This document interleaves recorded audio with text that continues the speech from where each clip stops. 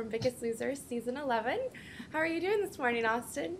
I'm doing wonderfully. I'm really glad we get to finally talk a little bit face to face too. I know, it's exciting. And it won't be as chaotic as it will next week at finale.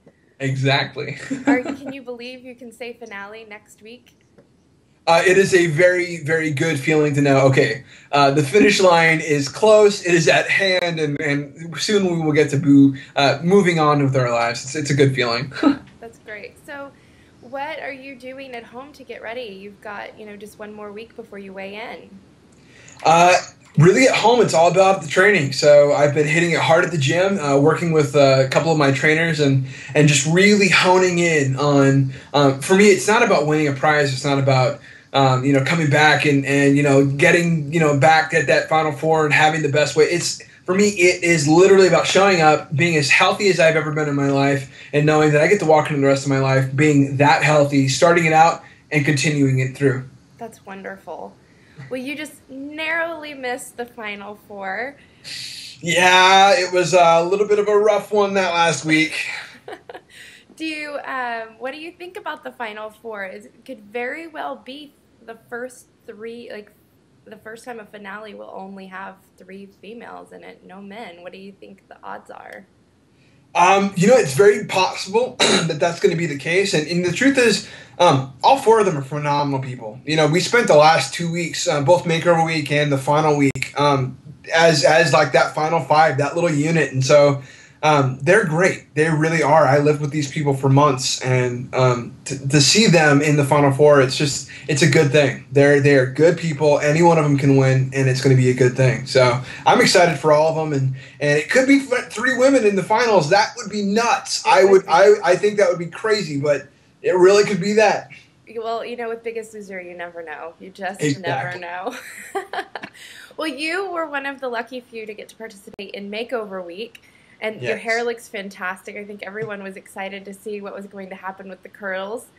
Is there anything that you learned from Tim Gunn in that experience, especially since you've lost all that weight, that you're using to kind of help dress yourself and, anything that's changed in that regard?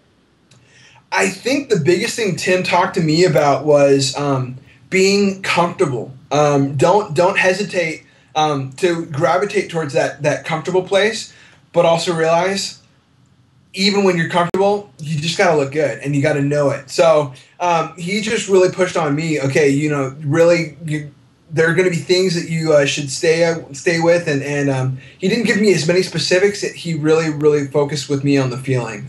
You want to feel good in your clothes. And that's part of why wearing that tux was so intense for me. It was the first time I felt good wearing a tux. Mm-hmm. And so it was that kind of responsibility to now I've got to really keep my my appearance up, and not just in my weight, but in my clothes too. It's a good thing. Right. What are you doing to kind of prepare yourself for life after Biggest Loser? The confetti falls and you go home, and what's next for Austin? Really, the only way I can describe it is this: I've been given the biggest life change and the biggest gift in this life change that I could ask for, and the last thing I want to do is be stingy with it. So. My focus has been, how do I get this message out, or how do I share this gift with as many people as possible? And especially my heart goes out to the 10-year-olds and the 11-year-olds and the 12-year-olds, because I was the 10-year-old that started putting on the weight. That was when my largest weight gain started. And so I really want to focus in on how can I be a light to that 10-year-old and really help them improve their lifestyle so they don't end up being the 21-year-old that's 400 pounds. Mm-hmm. So me and Courtney have actually started to work together. We're looking to try and work with educators and kind of the educational system and schools and students, and see what we can do on a massive level to help people recognize health is important, and it starts when you're young. It doesn't start when you get to your adult life. It absolutely does. Well, I'm excited to hear you mention Courtney. We adore her. We did her true weight loss story last summer before any of us knew she was going to be on Biggest Loser, including her. Wow. So we're so excited to see her next week. There have been some rumors that the 2 of you might be more than friends. Are you guys the love match for season 11? To be honest, no, we're not. And I absolutely, I really do love the girl. The girl's amazing, and what she's done both at home and on the show has been phenomenal. And some guy is going to just make out like a bandit when he finally captures her heart, because she really is that stunning of a person.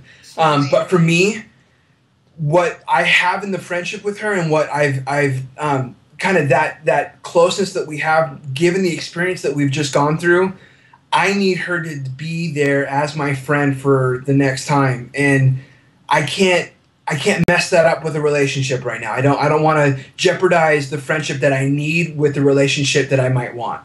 So that's really kind of how I'm approaching it, and you can take those comments however you want, but the truth is I need the friendship, and that's what I'm going to rely on for right now. I like that. Good call. Well, Austin, you look fantastic. We just cannot wait to see you and everybody else next week at finale. It's going to be a great time. We'll be there with our Biggest Loser correspondent, Mark Panhasevich, so you'll have to give us a couple minutes on stage afterward. Of course.